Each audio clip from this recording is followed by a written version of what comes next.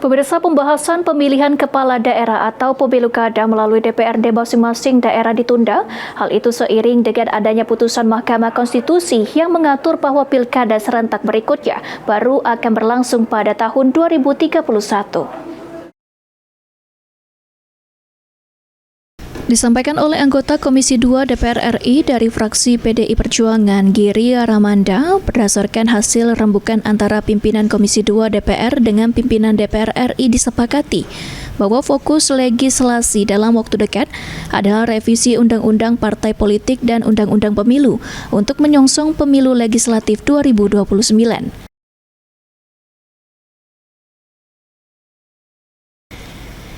Sehingga kepastian hukum untuk pemilu legislatif tahun 2027 harus sudah jelas apakah menggunakan undang-undang baru atau masih undang-undang lama. Sedangkan untuk pemilu kada sendiri masih tahun 2031 sehingga masih ada waktu cukup panjang untuk dibahas sehingga pembahasannya ditunda.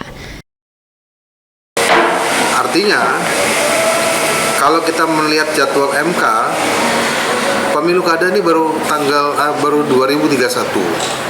Artinya masih banyak kesempatan untuk kita bahas untuk pemilu kada serentak.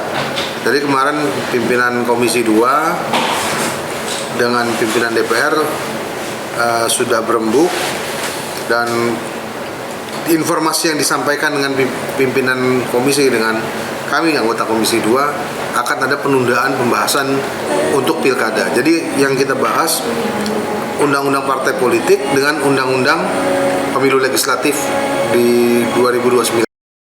Secara kepartaian, disampaikan oleh Giri Partai Demokrasi Indonesia Perjuangan, menyatakan sikap konsistennya untuk menolak sistem pemilu kada melalui DPRD. Tim Liputan PAL